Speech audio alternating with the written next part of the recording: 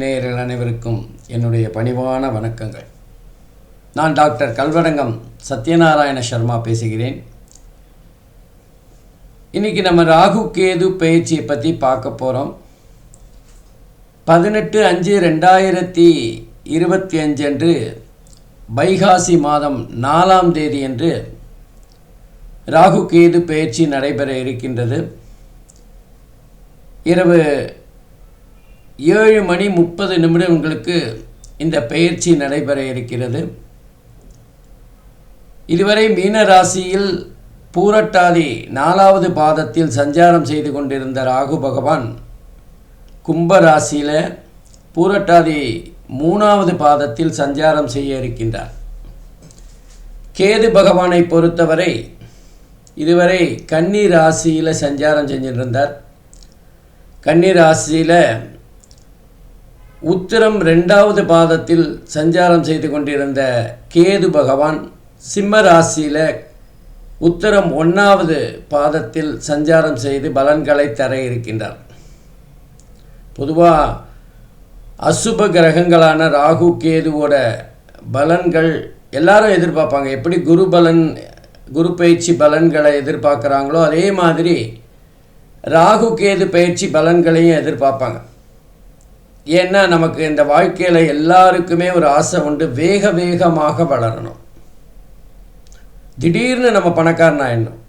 படிப்படியாக முன்னேறுவது பலருக்கும் பிடிக்காது. இந்த சினிமாலாம் காட்டுவாங்களே, ஒரு வருஷத்தில் அப்படியே திடீர் பணக்காரன் ஆகிற மாதிரி நம்ம திடீர்னு பணக்காரன் ஆகணும் அப்படிங்கிற ஆசை எல்லாருக்கும் இருக்கும். அந்த விஷயத்தை ரொம்ப கனகச்சிதமாக செய்யக்கூடியவர் ராகு பகவான். ராகுவை போல் கொடுப்பாரும் இல்லை, கேதுவை போல் கெடுப்பாரும் இல்லைன்னு சொல்லுவாங்க. ஆனால் இன்னொரு விஷயம் சொல்லணும். ஏன்னா ராகு கொடுப்பதை யார் தடுப்பார் அப்படின்னு சொல்லுவாங்க. உண்மையில் பார்த்திங்கன்னா ராகு கெடுப்பதை யார் தடுப்பார் அப்படின்னு சொல்லணும். ஏன்னா ராகு கேது பலன்கள் யாராலுமே தடுக்க முடியாத ஒரு விஷயந்தான். ராகு அப்படின்னா அது பிரம்மாண்டம் அப்படின்னு சொல்லலாம். அதே நேரத்தில் ராகு பகவான் சனி பலனை தரக்கூடியவர், சனியை போன்ற பலனை தரக்கூடியவர். ராகு கேது ரெண்டுமே எந்த ராசியில் இருக்கோ அந்த ராசிக்குரிய அதிபதியின் பலனை தருவார்கள், இருக்கிற இடத்தின் பலனை தரக்கூடியவர்களாக இருப்பார்கள். சுயபலன் இல்லை அப்படின்னாலும் ராகு கேதுவுக்கு சொந்த வீடு கிடையாது அப்படிங்கிறவங்க அந்த ராகு கேதுவோட பலாபலன்களை பார்க்குறப்போ மிக அற்புதமான வீரியமான பலன்களை தர இருக்கின்றார்கள். ராகு ஒரு விஷயத்தை பிரம்மாண்டமாக செய்து முடிக்கக்கூடியவர். அதே நேரத்தில் கேது பகவான் ஒரு குறுகலான, அதாவது ஒரு விஷயத்தை மிக மிக மென்மையாக அதே நேரத்தில் நுட்பமாக செய்து முடிக்கின்றவர். ராகுவும் கேதுவும் ஒன்றுக்கொன்று சமசப்தமமாக இருக்கிறதுனாலையும் என்னையோ தெரியல, பலாபலன்களிலும் ஒன்றுக்கொன்று மாறுபட்டதாக இருக்கும். ராகு அப்படிங்கிறது ஒரு அலி கிரகம். தந்தையாருடைய பாட்டனாரை குறிக்கக்கூடியது. அதே நேரத்தில் கேதுவானவர் தாயாருடைய பாட்டனாரை குறிக்கக்கூடியது. அப்போ இந்த ராகு கேது 2 கிரகங்களுமே தங்களுடைய காரகத்துவத்தை இந்த காலகட்டத்தில் செய்ய இருக்கின்றார்கள். குறிப்பாக சொல்லணுன்னா ராகு இப்போ பிரம்மாண்டம்னு பார்த்தோம். ராகு ஒரு வேலை விஷயத்தில் மிக அற்புதமான பலனை தரக்கூடியவர். ராகு கேது ரெண்டுமே 3, 6, 11 ஆகிய இடங்களில் அற்புதமான பலன்களையும் அதே நேரத்தில் 10வது வீட்டில் ஓரளவுக்கு நன்மையான பலன்களையும் தரவல்லவர். ரெண்டுமே ராகு கேது ரெண்டுமே பகைவர்களை வெல்லக்கூடியவர்கள். ராகு ஒரு விஷயத்தை எடுத்தார்னா அந்த விஷயத்தை மிக அற்புதமாக அதே நேரத்தில் நம்ம நினச்சே பார்க்காத அளவுக்கு பிரம்மாண்டமாக செய்து முடிக்கக்கூடியவர். ஒருத்தர் வாழ்க்கையில் வெகு வேகமாக உயர்ந்திருக்கிறார் என்றால் அதற்கு மிக முக்கியமான காரணி ராகுவாத்தான் இருக்கும். என்ன ஒரு விஷயம், அது நேர்மையான அளவில் முன்னேற்றமாக இருப்பதற்கு வாய்ப்புகள் குறைவு. ராகுன்னா அரசாங்கம் மூலமாக ஆதாயத்தை தருகின்ற ஒரு கிரகமாக பார்க்கப்படுகின்றது. அரசாங்கத்தில் உயர்ந்த பதவி, புகழ் போன்ற விஷயங்களை பெறுபவராக ராகு பகவான் இருப்பார். ராகுவின் ஆதிக்கம் பெற்றவர்கள் அரசாங்கத்தில் உயர்ந்த பதவியில் இருக்கிறத பார்க்கலாம். அதே நேரத்தில் கேது பகவானை எடுத்துக்கொண்டால் ஆன்மீகம், மத ரீதியான விஷயங்களில் முன்னேற்றத்தை தருவார். ராகு அந்நிய மொழி, வெளிநாடு போன்ற விஷயங்களில் மிகுந்த உதவிகரமாக இருப்பார். அதே நேரத்தில் வெளிநாடில் சென்று வருகின்ற வாய்ப்பு, அதே நேரத்தில் வேறு மொழிகளை கற்கின்ற ஒரு புலமை, இதெல்லாம் ராகு பகவானுடைய அருள் இருந்தால் நிச்சயமாக நடக்கும். பொதுவாக ராகுவுக்கு நம்ம பார்க்குற பலன்கள் எல்லாமே நம்முடைய வாழ்க்கையில் ஒரு விதமான உயர்வை வேகமாக எல்லாருக்கும் பிடித்தமான வகையில் இருக்கும். ஏன்னா நம்ம படிப்படியாக ஏறதோட இப்போல்லாம் எல்லாருமே லிஃப்டில் ஏறி மாடிக்கு போகிறத தான் விரும்புகிறாங்க. அந்த மாதிரி லிஃப்டில் போகிற மாதிரியான பலன்களை தரக்கூடியவர் ராகு பகவான். கேது பகவானை அதே நேரத்தில் பார்த்திங்கன்னா, கேது பகவான் யாருக்கெல்லாம் 12வது வீட்டில் இருக்கோ அவங்களுக்கெல்லாம் இதுதான் கடைசி பிறவி அப்படின்னு சொல்லப்படுகின்றது. இந்த மாதிரி இந்த ராகு கேது இருவருடைய சஞ்சாரம், கும்பராசியில் ராகுவும் சிம்ம ராசியில் கேதுவும் இருந்து ஒவ்வொரு ராசிக்கும் எப்படிப்பட்ட பலாபலன்களை தரப்போகிறார் அப்படின்னு பார்க்கலாம். வாங்க பார்க்கலாம். அன்பிற்கினிய மகர ராசி அன்பர்களே, ராகு கேது பேச்சு எப்படி உங்களுக்கு இருக்க போகிறது அப்படின்னு பார்க்கலாம். மகர ராசிக்கு தனஸ்தானம், குடும்பஸ்தானம், வாக்குஸ்தானம் என்று சொல்லப்படுகின்ற 2வது இடத்துக்கு ராகு பகவான் வருகிறார். 1.5 வருஷம் சஞ்சாரம் செய்ய போகிறார். கேது பகவானை பொறுத்தவரை அஷ்டமஸ்தானம் என்று சொல்லப்படுகின்ற சிம்ம ராசிக்கு பலன்களை தர இருக்கிறார். இந்த ராகு கேது பேச்சு காலகட்டத்தில் சனி பகவான் மகர ராசிக்கு 3வது வீட்டிலையும், குரு பகவான் 6வது வீட்டிலையும் இருந்து சஞ்சாரம் செய்து பலன்களை தர இருக்கின்றார்கள். மகர ராசியை பொறுத்தவரை சனி பகவான் அதிபதி. ஆகவே சனி பகவான் எங்கிருந்தாலும் கெடுபலன்களை தரமாட்டார். ஆனால் 3வது வீட்டில் சனி பகவான் இருப்பது மிக அற்புதமான அமைப்பு. 3, 6, 10, 11 சனி பகவானுக்கு அற்புதமான இடம். ராகுவை பொறுத்தவரை 2வது இடத்துல இருக்கார். தனம், படிப்பு, வாக்கு, பேச்சு, வருமானம், குடும்பம் போன்ற விஷயங்களை சொல்லுகின்ற இடம். நம்ம உடம்பு உறுப்பில் பார்த்திங்கன்னா முகம், கண், வாய் போன்ற விஷயங்களை சொல்லக்கூடியது. பொதுவாக ராகு பகவான் 2வது வீட்டில் இருக்கிறது மிகப்பெரிய நன்மையை தரும் சொல்ல முடியாது. ஒரு பக்கம் அதிர்ஷ்டத்தை அள்ளி தந்தாலும் மறுபக்கம் சோதனைகளை தரத்தான் செய்வார். குறிப்பாக நம்ம வாக்கை நம்பி வேலை செய்கின்றவர்கள், ஆசிரியர்கள், பேராசிரியர்கள், வக்கீல் தொழில், மார்க்கெட்டிங் பண்ணுறவங்க, இவங்களுக்கெல்லாம் ரொம்ப அற்புதமான காலகட்டமாக இருக்கும். அவங்க எடுத்தோம் கவுத்தோன்னு பேசி அவங்க வாய் ஜாலத்தில் வெற்றி பெறுகின்ற காலகட்டமாக இருக்கும். வாக்குஸ்தானத்தில் ராகு பகவான் இருக்கிறங்கும்போது மகர ராசி என்பவர்கள் கொஞ்சம் கவனமாக பேச்சை கவனித்து பேசணும், வார்த்தைகளை அளந்து பேசணும். பேசாமல் இருக்கிறது ரொம்ப ரொம்ப நல்லது.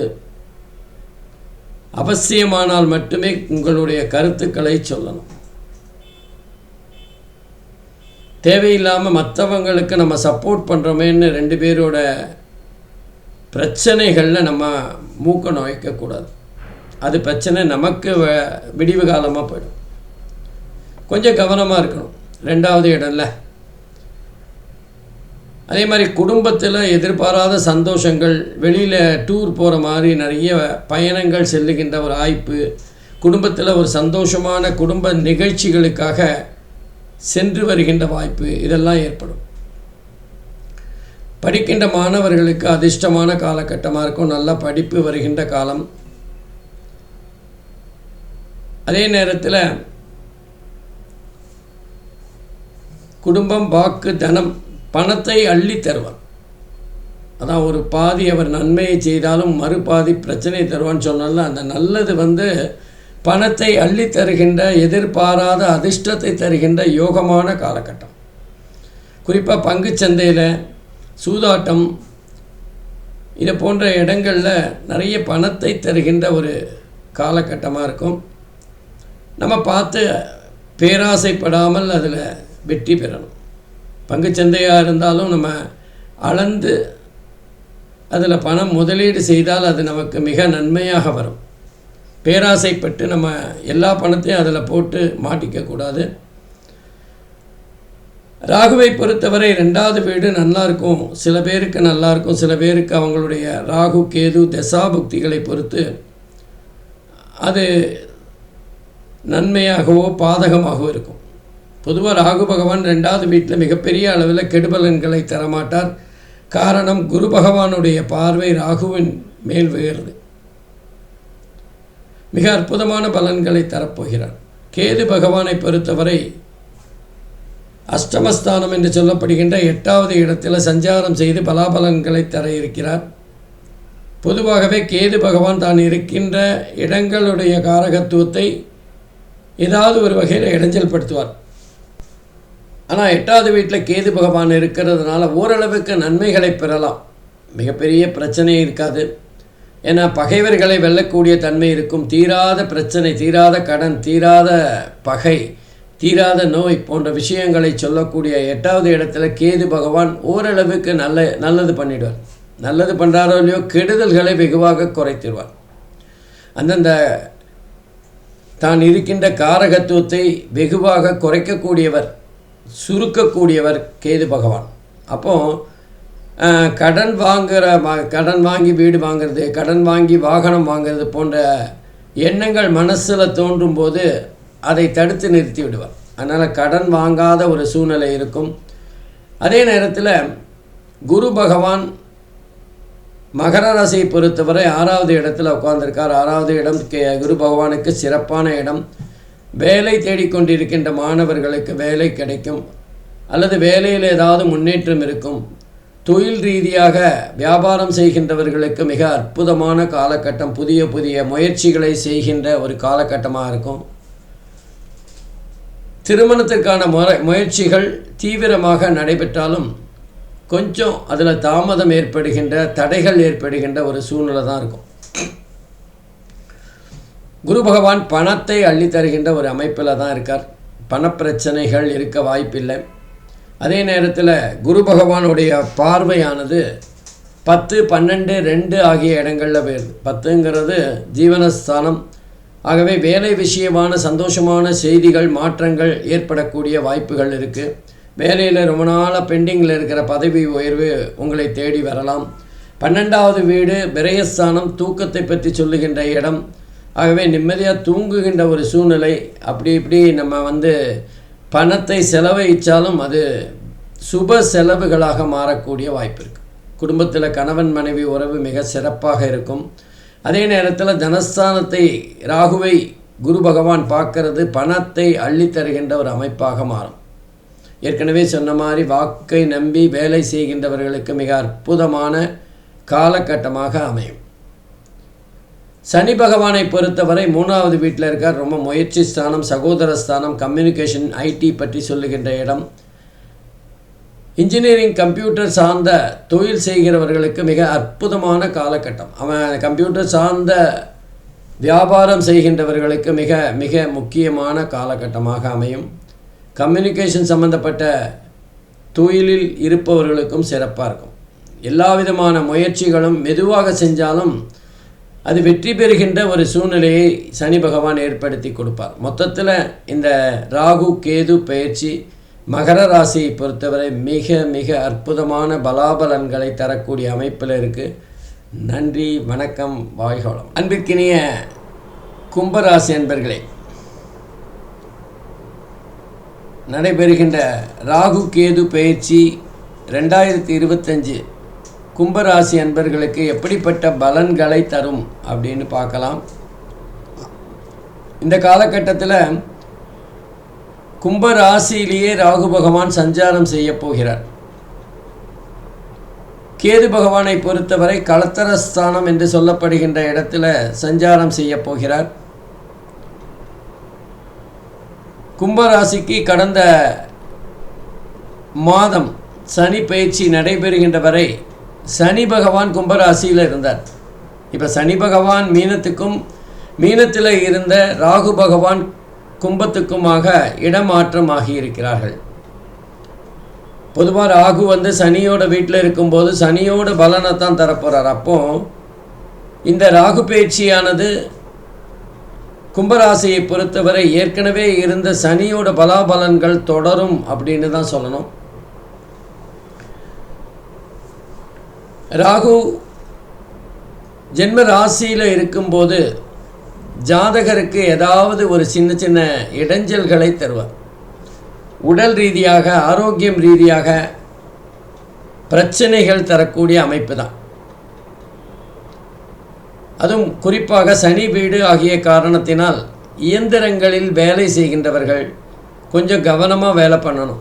பெண்களாக இருந்தால் வீட்டில் குக்கரை வைக்கும்போது கவனமாக இருக்கணும். அந்த குக்கரில் கைப்பட்டு சுடக்கூடிய வாய்ப்புகள் இருக்குது. தீப்புண்கள், விபத்து, காலில் அடிபடுறது போன்ற விஷயங்களை தரக்கூடியவராக ராகு பகவான் இருப்பார். அதே நேரத்தில் பண விஷயத்தில் பார்த்திங்கன்னா போராடி தான் நமக்கு கிடைக்கின்ற ஒரு வாய்ப்பு இருக்கும். நினச்சோன்னு நமக்கு பணம் கிடைக்காது. வியாபாரத்தில் லாபம் இருந்தாலும் அந்த லாபம் நம்ம கைக்கு வர்றதில் பெரிய இடைஞ்சல்கள் இருக்கும், ஒரு தடைகள் இருக்கும், தாமதம் இருக்கும். பொதுவாக ராகு பகவான் ஜென்ம ராசியில் இருக்கும்போது ஜாதகருடைய செயல்பாடு, எண்ணம், சிந்தனை போன்ற விஷயங்களை ஒரு பிரம்மாண்டமான விஷயத்துக்கு மாற்றி விடுவார். ரொம்ப பேராசைப்படுகின்ற ஒரு சூழ்நிலையை தந்து விடுவார். அவர்களுடைய கற்பனை திறன் மிக அற்புதமாக இருந்தாலும் அது எட்டாத கனியாக இருக்கின்ற வாய்ப்புகள் தான் அதிகம். மாதம் 1000 ரூபாய் சம்பாதிக்க முடியாத சூழ்நிலையில் 1 லட்சம் ரூபாய் சம்பாதிப்பதற்கான திட்டங்களை, எண்ணங்களை, கற்பனைகளை வளர்த்து கொண்டிருப்பார். அதே நேரத்தில் சனி பகவானுடைய வீடு ஆன காரணத்தினால் எல்லா விஷயங்களிலுமே போராடி ஜெயிக்கின்ற ஒரு தன்மை இருக்கும். முடிவில் ஒரு சுபம் அல்லது தலைக்கு வந்தது தலப்பாவோட போச்சுங்கிற மாதிரி பிரச்சனைகள்லேருந்து விடுபடுகின்ற ஒரு தன்மை இருக்கும். அதே நேரத்தில் சில சமயங்களில் அதிர்ஷ்டத்தையும் தரக்கூடியவர் தான் ராகு. ஜென்ம ராசியில் இருக்கும்போது எதிர்பாராத அதிர்ஷ்டங்களை தருவார். நீண்ட காலமாக ஏதாவது வழக்குகள் இருக்குன்னா அது உங்களுக்கு சாதகமாக முடிகின்ற வாய்ப்பு இருக்கும். வழக்கு மூலமாக உங்களுக்கு கிடைக்க வேண்டிய பணமோ அல்லது சொத்தோ உங்கள் கைக்கு வருகின்ற வாய்ப்புகள் அதிகம் இருக்குது. ஜென்ம ராசியில் இருக்கின்ற அந்த ராகு பகவான் அதிர்ஷ்டத்தை பண ரூபத்திலும் சொத்து ரூபத்திலும் தந்தாலும் நம்முடைய வேலை போன்ற விஷயங்கள், நம்முடைய செயல்பாடுகளை ஏதாவது ஒரு விதமான தடைகளையோ, அதாவது நம்ம தோற்றுருவோமோ அப்படிங்கிற ஒரு பயத்தையோ ஏற்படுத்துவார். மன ரீதியாக பாதிப்பை ஏற்படுத்தக்கூடியவர். இன்னும் சொல்லப்போனால் 7வது வீட்டில் இருக்கிற கேதுவும் சில சமயங்களில் இந்த ராகுவோட பாதிப்பை ஏற்படுத்துவார். களத்திரஸ்தானம், திருமண சம்பந்தமான முயற்சிகள் கொஞ்சம் தாமதப்படுகின்ற சூழ்நிலை தான் இருக்குது. கேது பகவான் தான் இருக்கின்ற பாவகத்தினுடைய காரகத்தை தடை செய்யக்கூடியவர் அல்லது தள்ளி போடக்கூடிய, தாமதப்படுத்துகின்ற ஒரு செய்கையை செய்வார். அப்போ களத்திரஸ்தானத்தில் கேது பகவான் இருக்கிறதுனால கணவன் மனைவிக்குரிய எண்ண ஓட்டங்கள் வெவ்வேறாக இருக்கின்ற ஒரு சூழ்நிலையை பார்க்கலாம். நண்பர்கள் உதவி கேட்டு உங்ககிட்ட அவர்களுக்கு உதவி செய்ய வேண்டிய ஒரு கட்டாயம் இருக்கும். நீங்கள் கொடுத்த பணம் நிச்சயமாக திரும்ப வருமா அப்படிங்கிற சந்தேகமும் இருக்கும். நம்ம தொழில் செய்கிறோம், வியாபாரம் செய்கிறோம், அதில் கூட்டாளிகள் நமக்கு ஏதாவது ஒரு விதத்தில் இடைஞ்சல்கள் தருகின்ற தன்மையில் இருப்பாங்க. அவங்க கோணத்தில் அது சரியாக இருந்தாலும் நமக்கு பிரச்சனையாக முடிகின்ற ஒரு சூழ்நிலையை பார்க்கலாம். அவங்கக்கிட்டேருந்து ஒரு நம்பிக்கையான ஒரு எண்ண ஓட்டம் இருக்குமா, அவங்கள நம்பி நம்ம அந்த வியாபாரத்தை விட்டுட்டு போக முடியுமா அப்படிங்கிற ஒரு சூழ்நிலை இருக்கும். அல்லது அவங்க மேலே ஒரு சந்தேக தோணக்கூடிய வாய்ப்புகள் இருக்குது. அவங்க தப்பு செய்கிறாங்களோங்கிற எண்ணம் இருக்கலாம். உண்மையிலே அப்படி பண்ணுறாங்களோ பண்ணலையோ உங்களுக்கு அவர்கள் மேல் இருந்த நம்பிக்கை குறையக்கூடிய வாய்ப்புகள் இருக்குது. அதே நேரத்தில் 7வது வீட்டில் இருக்கிற கேது பகவான் தேவையில்லாத புதிய நண்பர்கள் நம்ம நட்பு வட்டத்தில் உள்ள நுழைஞ்சு நம்மளை ஏமாற்றிட்டோ அல்லது நமக்கு துரோகம் செய்து விட்டோ வெளியில் போகக்கூடிய வாய்ப்புகள் இருக்குது. ஆகவே தற்காலிகமாக உங்களுடைய நட்பு வட்டத்திற்குள் யாராவது வருகின்ற வாய்ப்பு இருக்குமே, ஆனால் அதை ஸ்கேன் செஞ்சு தான் அதை ஏற்கணும். அவங்கள நல்லா பழகி அதன் பிறகு நட்பு வட்டத்தில் சேர்த்துக்கலாமா சேர்த்துக்கக்கூடாதா அப்படின்னு தீர்மானிக்கணும். எடுத்தோம் கவுத்தோன்னு ஏதாவது செஞ்சோன்னா அதில் போய் மாட்டிக்கிற ஒரு தன்மை இருக்கும். சில பேர் தேனொழுக பேசுவாங்க, ஆனால் நமக்கு அடியில் காலை வாரி விடக்கூடிய ஒரு தன்மை இருக்கும். கவனமாக இருக்கணும். நண்பர்களாக இருந்தாலும் உங்களுக்கு இந்த காலகட்டத்தில் அவர்களுடைய செயல்பாடுகள் ஏதாவது ஒரு விதத்தில் பாதிப்பை தருகின்ற அமைப்பில் இருக்கும். முடிஞ்சவரை நம்ம யாரையும் அவ்வளவு எளிதாக நம்பாமல் இருக்கிறது நல்லது. மாணவர்களை பொறுத்தவரை இந்த காலகட்டமானது ஓரளவுக்கு சுமாரான படிப்பு தான் இருக்கும். பரவாயில்ல, தப்பிச்சோம் பொழைச்சோங்கிற மாதிரி அடுத்தடுத்த வகுப்புகளுக்கு மாறினாலும் எதிர்பார்த்த அளவுக்கு படிப்பில் மிகப்பெரிய சாதனை புரிகின்ற ஒரு தன்மை இருக்காது. கும்பராசியை பொறுத்தவரை 5வது வீட்டில் குரு பகவான் உட்கார்ந்துருக்கார். ரொம்ப அற்புதமான இடம். நீண்ட நாட்களாக குழந்தை இல்லாதவர்களுக்கு குழந்தை பாக்கியம் கிடைக்கின்ற வாய்ப்புகள் இருக்குது. அதே நேரத்தில் காதல் போன்ற விஷயங்கள் திருமணத்தை நோக்கி நகருகின்ற வாய்ப்பை பார்க்கலாம். மனசு சம்பந்தமான பிரச்சனைகள் இருந்ததுன்னா அதெல்லாம் இந்த காலகட்டத்தில் சரியாயிடும். 5வது வீடு அப்படிங்கிறது பூர்வ புண்ணியஸ்தானம், பாரம்பரியம் சம்பந்தப்பட்டது, நம்முடைய பரம்பரை சம்பந்தப்பட்டது. பரம்பரை சொத்து ஏதாவது நமக்கு வரவேண்டி இருக்குமே, ஆனால் அது இந்த காலகட்டத்தில் கண்டிப்பாக உங்கள் கைக்கு வரும். குருவோட பார்வையானது கும்பராசியை பொறுத்தவரை கும்பராசியில் வேறுது, 11வது இடத்துல வேறுது, 9வது இடத்துல வேறுது. 9, 11, 1 ஆகிய இடங்களில் வேறுது. மிக அற்புதமான பலன்தான். கும்பராசியிலே வேறுதுங்கிறதுனால கும்பராசிக்கு இருக்கிற பிரச்சனைகளில் ஓரளவுக்கு அந்த குருவோட பார்வை நிவர்த்தி செஞ்சிடும். பண கஷ்டம் இல்லாமல் பார்த்துக்கும். ஏதாவது ஒரு வகையில் கையை கடிக்காத அளவுக்கு தொழில் இருக்கக்கூடிய வாய்ப்புகள் இருக்குது. லாபஸ்தானம்னு சொல்கிற இடத்துல பெரிய அளவில் லாபம் கிடைத்தாலும் அது நம்ம கைக்கு வர்றதுக்கு முன்னாடி பல விதங்களில் கரையக்கூடிய வாய்ப்புகள் இருக்குது. 9வது வீடு பாக்யஸ்தானம். அந்த பாக்யஸ்தானத்தை குரு பார்க்கறதுனால தந்தையாருடைய உதவி கிடைக்கும். தந்தையாருக்காக நீங்கள் ஏதாவது ஒரு பணம் செலவழிக்கின்ற ஒரு சூழ்நிலையும் ஏற்படும். மேல் படிப்புக்காக காத்திருப்பவர்களுக்கு மேல் படிப்பு அமையக்கூடிய வாய்ப்புகள் இருக்குது. மொத்தத்தில் பார்த்திங்கன்னா இந்த கும்பராசிக்கு குருவும் சரி, ராகுவும் சரி, கேதுவும் சரி ஓரளவுக்கு நன்மை தருகின்ற அமைப்பில் தான் இருக்காங்க. முழுவதுமாக அதிர்ஷ்டத்தையும் யோகத்தையும் அள்ளி தருகின்ற அமைப்பில் இல்லை. குறிப்பாக சொல்லணுன்னா தலை சம்பந்தமான ஏதாவது பிரச்சனைகள் வரக்கூடிய வாய்ப்புகள் இருக்குது. தலைவலி ஏற்படலாம், அல்லது நமக்கு நீண்ட நாட்களாக இருக்கின்ற தலைவலிக்கு இந்த காலகட்டத்தில் சிகிச்சை பெறுகின்ற ஒரு சூழ்நிலை ஏற்படும். 2வது வீட்டில் சனி பகவான் இருக்கிறதுனால கண்டிப்பாக கண் சம்பந்தமான பிரச்சனைகள் பார்க்க வேண்டிய அவசியம் இருக்கும். நமக்கு வரவேண்டிய பணங்கள் கொஞ்சம் தாமதமாக கைக்கு வரும். ஒரு சின்ன சலசலப்புகள் ஏற்படும். மற்றபடி கும்பராசியை பொறுத்தவரை மிக சுமாரான பலாபலன்களைத்தான் இந்த ராகு கேது பயிற்சி தரப்போகிறது. நன்றி, வணக்கம், வாழ்க வளமுடன். அன்பிற்கினிய மீன ராசி அன்பர்களே,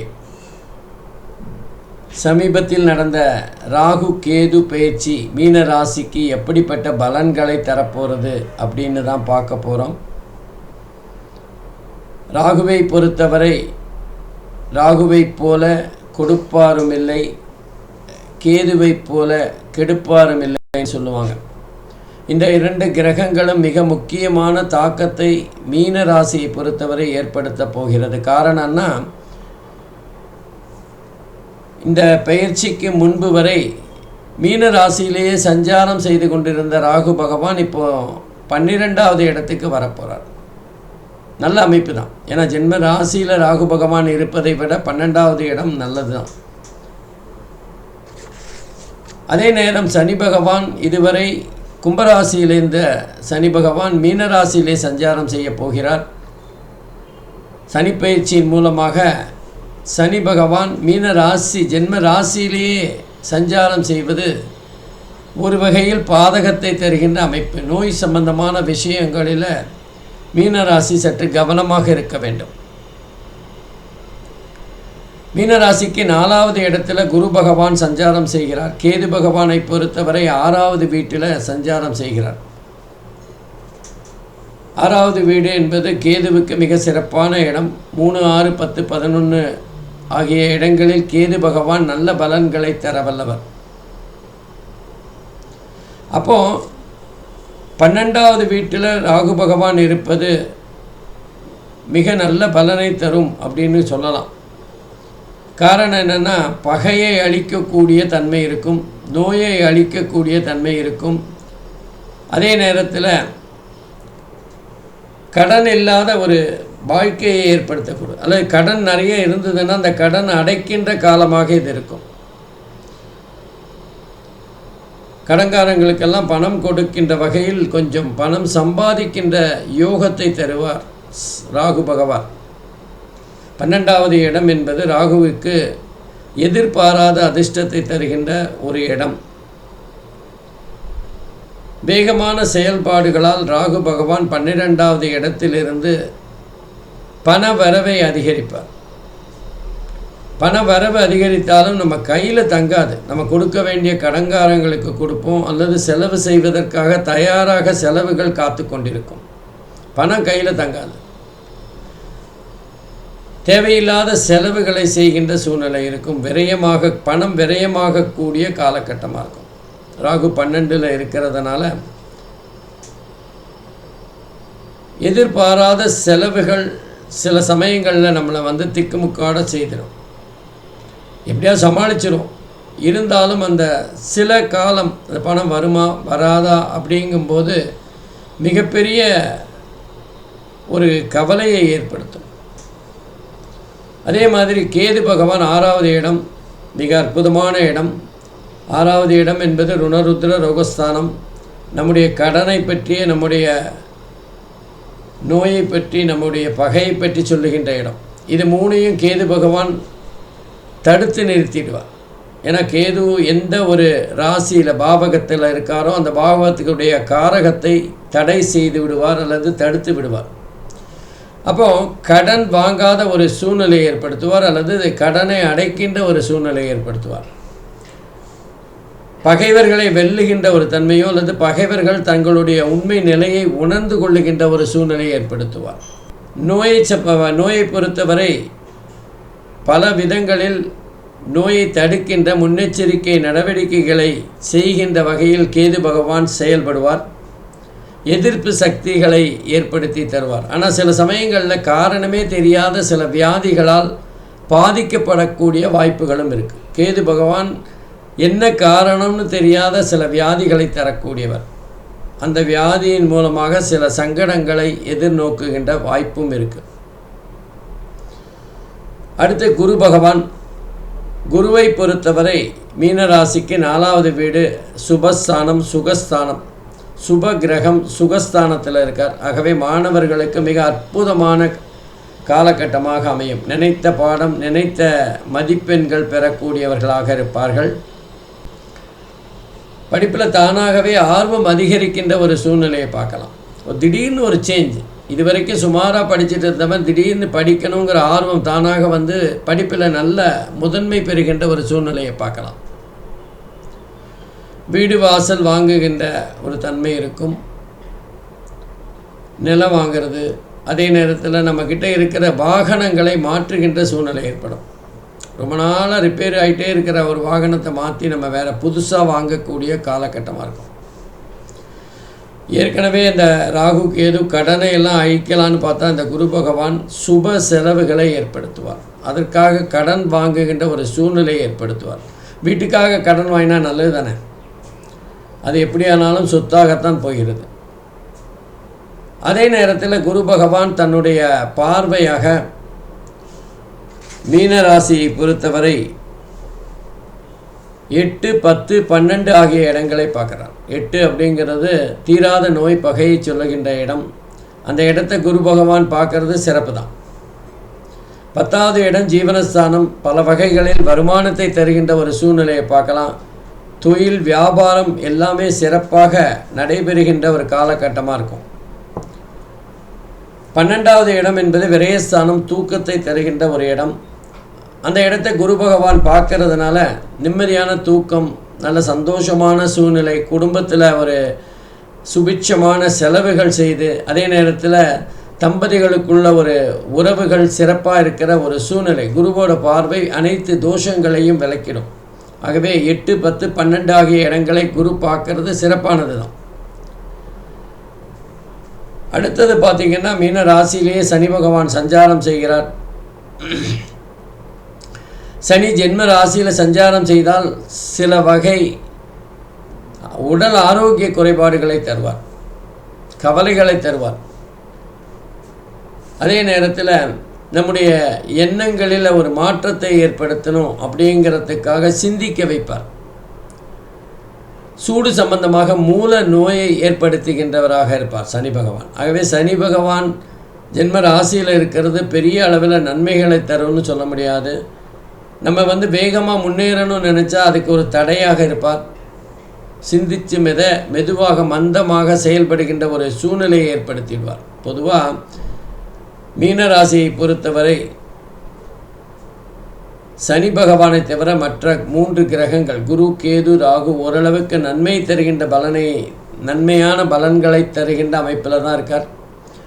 சனி மட்டுமே கொஞ்சம் படுத்துகின்ற, அதுவும் ஏழரை சனி காலகட்டமாக இந்த மீன ராசிக்கு இருப்பதால் கொஞ்சம் அந்த ஜென்ம ராசியில் சனி சஞ்சாரம் செய்கின்ற காலங்களில் உடல் ஆரோக்கியம் சம்பந்தப்பட்ட கவலைகளை தருவார். நம்முடைய உடம்பை நம்ம பாதுகாக்கணும், நம்ம உடம்பை நம்ம கொஞ்சம் அதுக்கான தேவைகளை பூர்த்தி செய்யணும். எனவே மீன ராசி அன்பர்கள் இந்த ராகு கேது பயிற்சி காலத்தில் தங்களுடைய உடலையும் மனசையும் கட்டுப்படுத்தி வைத்தாங்கன்னா, அல்லது அதை பாதுகாத்து வைத்தால் மிகப்பெரிய நன்மைகளை பல பெறலாம். உடல் ரீதியான பாதுகாப்பும் மனசு ரீதியான பாதுகாப்பையும் தான் இந்த காலகட்டத்தில் அவங்க அனுபவிக்க போகிறாங்க. அது கொஞ்சம் எச்சரிக்கையாக முன்னெச்சரிக்கையோடு தடுக்க நினைத்தால் நிச்சயமாக அவர்களுக்கு நல்ல பலன்கள் அதிகமாக கிடைக்கும். நன்றி, வணக்கம், வாழ்க வளமுடன்.